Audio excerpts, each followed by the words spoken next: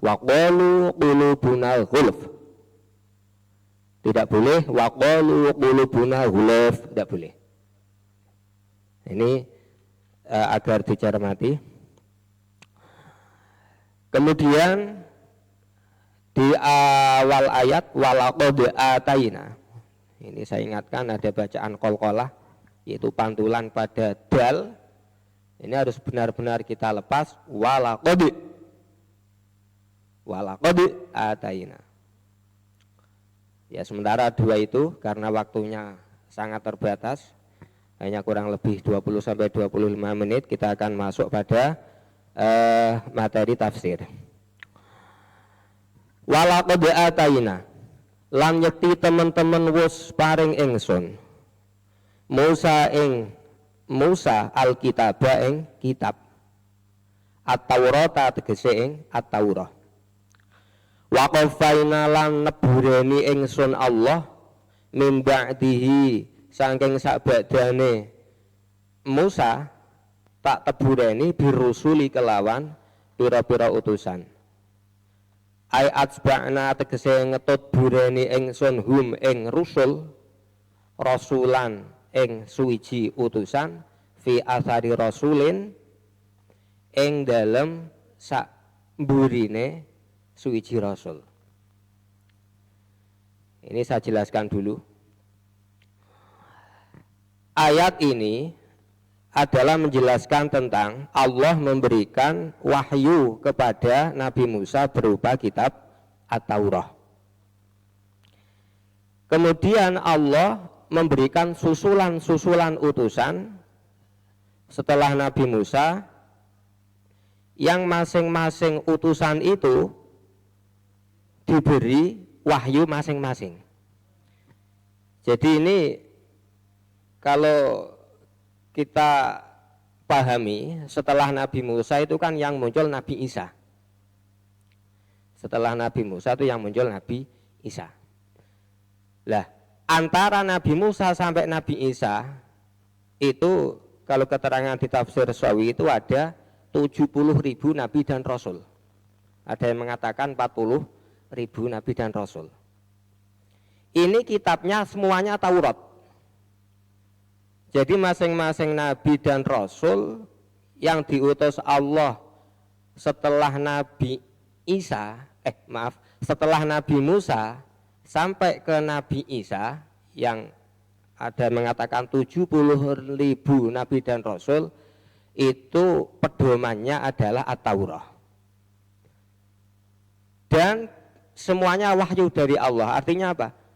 Tidak setelah Nabi Musa itu mengikuti Nabi Musa itu bukan. Mengikuti Tauratnya Nabi Musa itu bukan. Tidak taklid pada Nabi Musa. Tapi masing-masing nabi dan rasul itu diberi wahyu Allah masing-masing.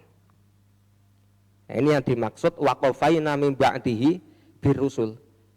Jadi setelah Nabi Musa itu Allah mengutus rasul sampai jumlahnya 70.000. Nah, wa ataina Isa bin Maryam, wa ataina lan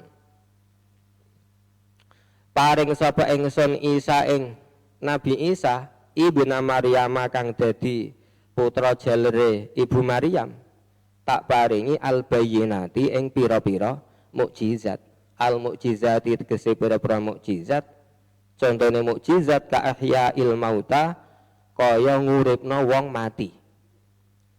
Wa ibra'il akmahi, lan marasna wong wuta permanen, sejak lahir sudah buta bisa disembuhkan dengan mukjizatnya Nabi Isa. Wal abrasi, lan marasna wong lara belang. Belang temriki sing dimaksud penyakit kulit sing saged mengarah pada kerusakan kulit sampai ke tulang. Mboten belang kados panu mboten. Lah, ini yang kita pahami, setelah Nabi Musa Allah mengutus Nabi Isa. Ini yang diungkap. Padahal antara Nabi Musa dan Nabi Isa tadi ada 70.000 nabi dan rasul. yang masing-masing diberi wahyu. Nabi Musa diberikan Allah At-Taurah, Nabi Isa diberikan Allah mukjizat. Nah, sebenarnya selain mukjizat bisa menyembuhkan orang buta, orang sakit belang, menghidupkan orang mati, itu Allah juga memberikan kitab Injil kepada Nabi Isa. Makanya Nabi Isa ini disebut, diungkap, karena beda dengan utusan Allah yang sebelum Nabi Isa, setelah Nabi Musa. Apa perbedaannya Nabi Isa dengan sebelumnya? Nabi Isa termasuk yang dikatakan orang-orang Yahudi nabi yang dibunuh, tapi kenyataannya tidak. Nabi Isa tidak dibunuh orang Yahudi, tapi dirafa oleh Allah, diangkat ke atas di langit. Nabi Musa yang mengalami pergantian, bahwa sebelum Rasul dan Nabi sebelum Nabi Isa kitabnya Taurat, wahyu dari Allah. Nabi Isa Al-Injil, mengalami pergantian. Kemudian Nabi Isa bin Maryam, bin itu rata-rata pada bapak, Muhammad bin Abdillah, bapak. Ini ada Isa bin Maryam, binnya ke ibunya, bukan ke bapaknya, karena Nabi Isa tidak punya bapak. Nah, ini yang menarik, ada orang perempuan bisa mengandung tidak tersentuh oleh laki-laki. Tuh, itu Ibu Maryam. Wa ayyadna lan nguwatake ingsun hu ing Isa bin Maryam, wayna tegese nguwatake ingsun hu ing Isa bin Maryam biruhil qudusi, kelawan Ruhul Kudus.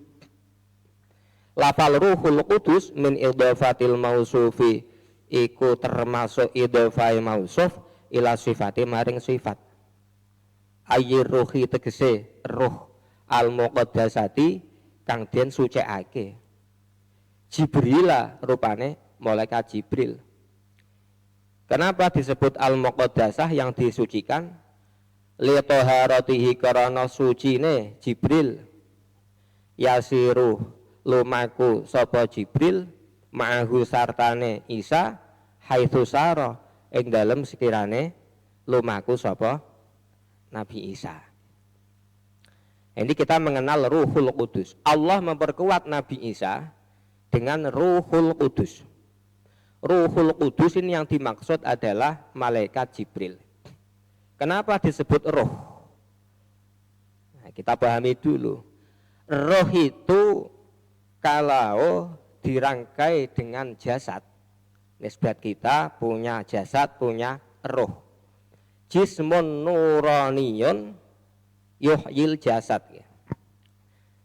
Jadi jisim yang berupa cahaya yang bisa memberi kehidupan pada jasad. Tapi ini ketika dirangkai dengan malaikat Jibril, kenapa malaikat Jibril disebut roh? Nah, bedanya apa? Ruhe manusia kalau ruhe dengan malaikat Jibril yang disebut roh.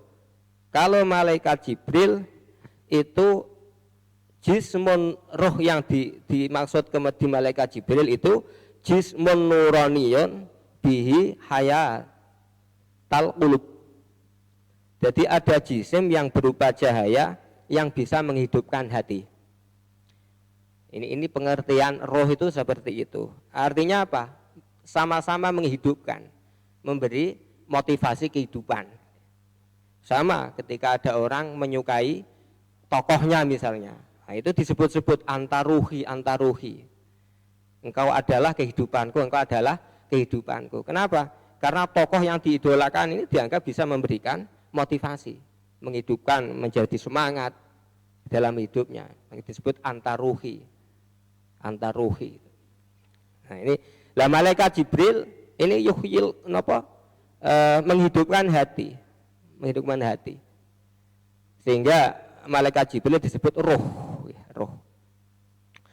Disebut Al-Qudus, ay Al-Muqaddasah, yang disucikan. Karena malaikat Jibril tidak punya kotoran dosa, tidak punya kejelekan, tidak punya reget-reget, tidak punya. Maka disebut Al-Muqaddasah. Wa ayyadnahu biruhil qudus. Jadi Nabi Isa itu dikuatkan, disertai dengan oleh malaikat Jibril yang disebut Ruhul Qudus. Nanti tanya jawabnya 5 menit ya. Ini tak tuntaskan ke sampai ayat. Lah, falam tastaqimu mongko ora padha jejeg sapa kaum. Ora padha istiqomah. Ini maksudnya apa?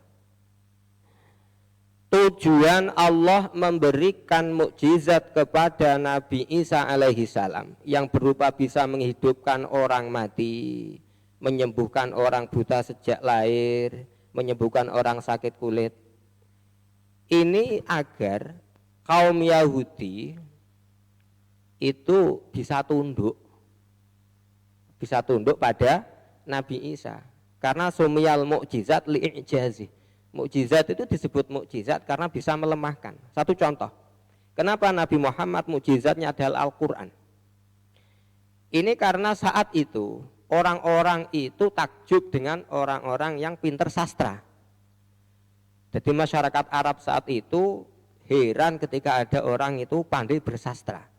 Sehingga ketika ada orang ahli sastra itu sudah takluk itu orang Arab. Pokoknya anggere ana wong sastrane pinter wis mantuk-mantuk. Nah, kemudian Allah karena takluknya orang Arab saat itu ketika melihat ahli sastra, maka Allah menaklukkan orang Arab dengan bentuk sastra, yaitu sastra Al-Quran. Maka Nabi Muhammad diberi Al-Quran oleh Allah, dan ternyata sastra yang ada di dalam Al-Quran ini melebihi sastra-sastranya ahli sastra orang Arab saat itu.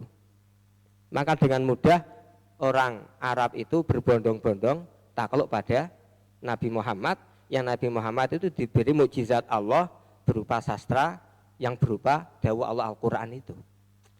Nah, karena Al-Quran bisa melemahkan masyarakat Arab saat itu dengan sastranya, maka Al-Quran disebut mukjizat.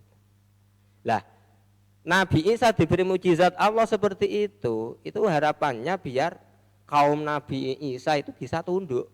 Tapi kenyataannya falam tastaqimu, masih belum tunduk pada Nabi Isa. Ya, sementara itu karena waktunya tinggal 4 menit nih. Silakan tanya jawab. Terima kasih. Ya, kita sudah belajar tafsir walaupun hanya sedikit. Nah, ini masih ada waktu sekitar 4 menit. Kita gunakan untuk tanya jawab tentang tafsir dan baca Quran. Tadi tafsir ya.